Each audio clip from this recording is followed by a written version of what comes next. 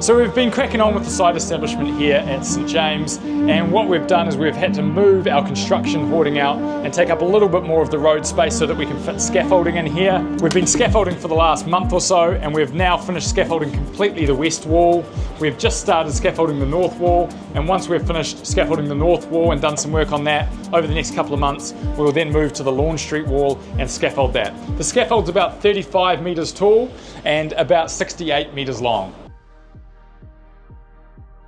So this is the old sound tech room, and actually what will be the sound tech room again once we finish the refurbishment. We've set up a temporary sort of electrical workshop area in this room.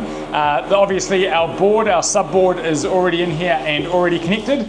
So it's kind of a really good base for the electrical team to come through and do the refit that they need. And they've got so much work to do. They've got like dozens and dozens of lights to fully rewire and refurbish.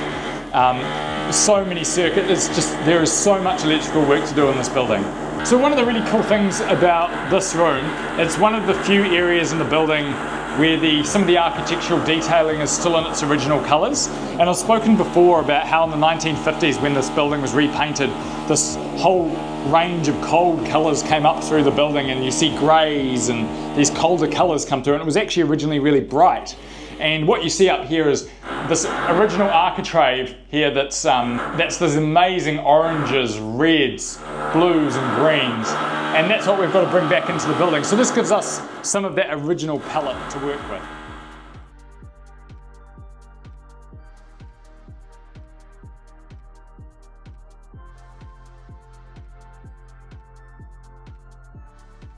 We've been busy with the electrical team here over the last few weeks, working on some of the architectural lighting in the building, so trying to replicate the lighting that was put here in 1928. And here's some of the original lighting, I guess, fixtures that were here, and you can see why they'll have to be replaced. Like I can move the cable and it literally falls to bits in my hands. So what we're looking to do is to really try to replicate this volume of light and depth of light with LED.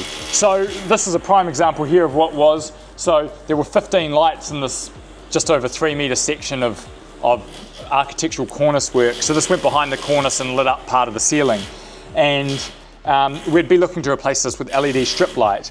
And this hasn't been working in a long time, but you can see all the bulbs that used to be in and the old bulbs are still here. So there's a lot of work going into trying to replicate the same kind of light. So we're going to get this one livened up and working so we can sort of measure the amount of light and the colours that came off it so we can replicate them. And this is where we've kind of got to so far. So one of the main reasons that we're changing from LED, other than the fact that they use significantly less power and we can do more with them, is that it's actually really, really hard to buy these light bulbs anymore. It's getting harder and harder to find these. And the reason is the way these are made is that when people unscrew them, they can actually give themselves an electric shock. So that's why you don't see these really installed very often anymore.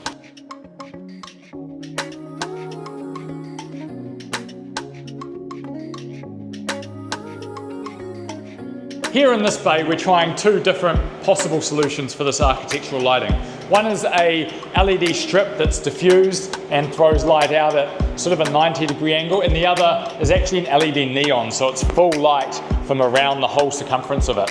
And I guess when you look at this, we're trying to gauge what is least visible from the ground and what casts the least shadows on the cove ceiling. So the idea is that these lights threw light up on the ceilings, and then the ceilings threw it down onto the floor.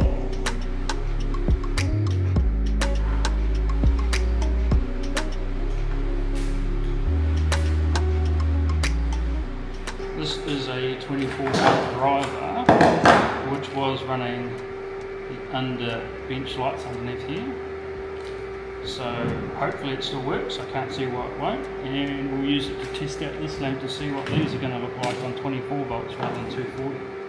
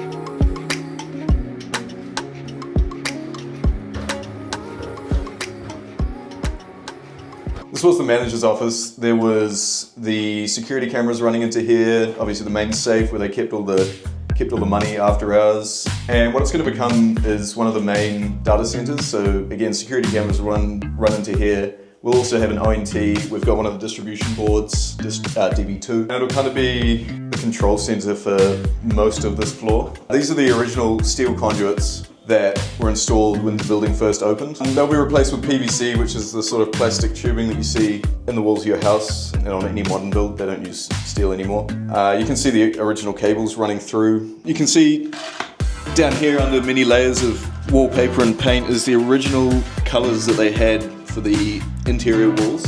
That light kind of burnt orange grid lines with up here is what they upgraded to, which was a more dark maroon red. And this color down here is what we'll be taking all the walls back to for the restoration.